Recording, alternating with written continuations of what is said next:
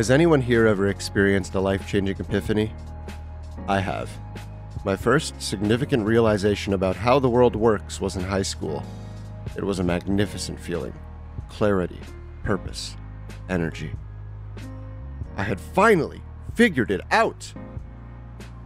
The problem was, I would go on to regularly experience LCEs for the next decade.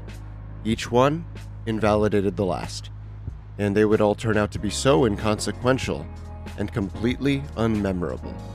Even those that I managed to scribble down somewhere were utter gibberish when I tried to read them later. The feeling was gone. The epiphany was dead. Eventually, I started having LCEs about the very nature of LCEs. I told myself, I'm just swinging like a pendulum past the truth in the center. Eventually, I'll arrive at the final epiphany. Now, I certainly haven't stopped learning, and I never will, but I've come across some revolutionary knowledge about life-changing epiphanies that will blow your mind. Are you ready? They're stupid. What does it even mean to become an adult? Not much. Nothing really happens, and that's awful. Because while you're busy searching for the key, doors are closing all around you. Adulthood is commitment. Adulthood is the narrowing of your potential. Adulthood is the humility that comes with the realization that no, you can't do everything. You must choose who you are, or it will be chosen for you. And that is terrifying. You are a ship sailing through the ocean of life.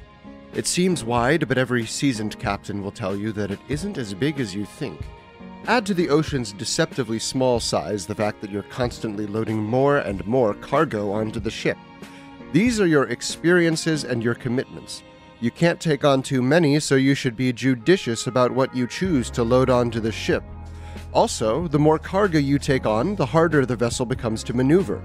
It becomes heavy and clumsy, and changing course becomes difficult. This inertia works to your advantage if you're on course. But if you're like me, and you don't even know what it means to be on course, you might start to ask yourself, what could be on all of those islands that I'm barreling past? We call this FOMO.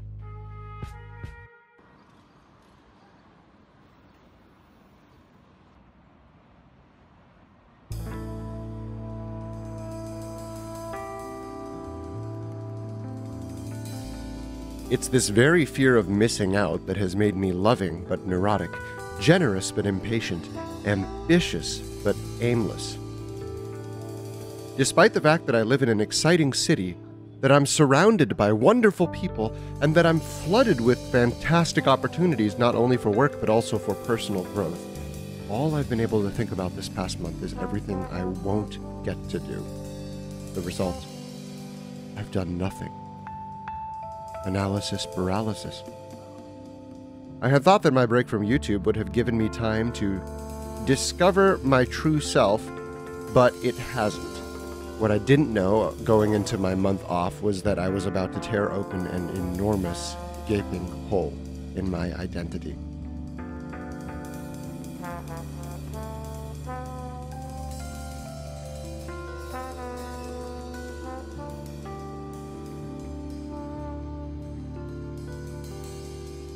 I struggle a lot with liking myself. As long as I can remember, I viewed the world through a lens of, what will people think? I became this way when I was young because, for the most part, I was always around people who had thought rather highly of me. I was a precocious kid. Rather than find what truly made me tick, I discovered very early on in my life that it was much easier for me to do things that received compliments. So compliments made me tick. It wasn't that I disliked myself. I was a cocky brat, and I still am.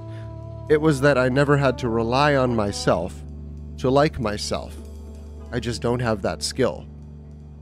Take a person who needs positive attention to sustain his sense of self. Have him take a break from YouTube. Oh, while you're at it, why not send his girlfriend away on an extended business trip to another country?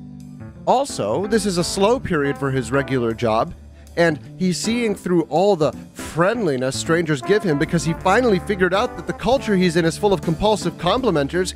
Weekend trips are also out of the question because money is a bit tight due to reasons. All of his friends are busy, and what do you have? A people pleaser with no one to please. Epiphany achieved. But I already know no one owes me. I already know the terrible flaw in people pleasing. I put my emotional well-being entirely in others' hands. If I don't get my satisfaction, as the old classic goes, I become bitter. I become an asshole. Add to this knowledge my predisposition to blaming myself for everything, and you have the perfect recipe for a delightful double feature of depression and despair. I went through a lot of the videos on my channel, and I didn't like what I saw.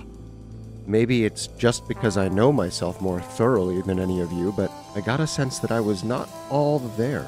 It was boring, and I was clearly trying to push some content out to ride trends, like Raft. I also made some really dubious decisions that ruined otherwise wonderful experiences. For example, I facecammed Abzu, which makes no sense whatsoever. A game entirely about atmosphere and immersion ruined by my decision to stick my mug where it don't belong. I actually felt disgusted at myself, and I strongly considered walking away from this channel for good. The funny thing was, I also went back to my personal channel where I started posting a few months before I got the Ishingloo channel up and running. And the difference was like night and day. Watching that channel, I remembered that I was having fun. Seeing such a stark contrast drove me to comb through my content, looking for the video that sent my enthusiasm for my YouTube channel into a big death spiral of boring suck. But I couldn't find it. I couldn't find my channel's LCE.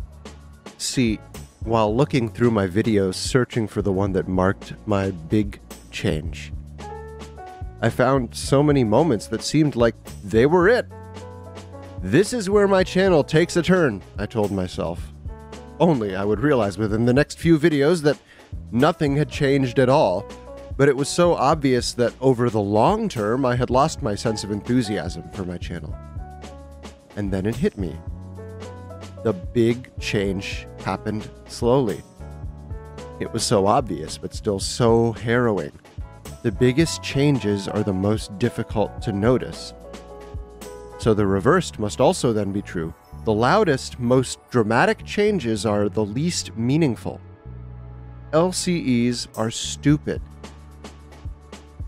Perhaps for the better part of the last 10 years, I would say to my siblings, Nick, Justin, and Caitlin, sometimes I just want to throw everything away. All of my stuff, my life, it's weighing the ship down. I can't move. I'm stuck. But the last time I spoke to Nick, he rephrased these thoughts way better than I could ever have. I constantly have this need to reinvent myself. Change my channel. Change my career. Change my hair. Change my friends. I don't want to throw anything away at all, actually. I'm just afraid that my ship isn't on course, and that I won't be able to correct it if I have too much on it. But it turns out that you can't dump anything off the sides of the ship. Once something is on, it's on. And that's the way it's supposed to be. You can't go back and scrub everything clean you don't like about what you've done. The changes that make or break you happen over a very long, long time. And you won't know they're happening until they've already happened. So, the best you can do, because you can't plan them, is to nudge yourself. Just change slowly. No reinventions, just iterations. And no epiphanies. Epiphanies are stupid. Let me sign off with a lyric from a song that I may never finish writing. I wonder, where'd my sadness go? And every indication will be fine comes to mind. Thanks, guys. I'll see you later. Have a good one.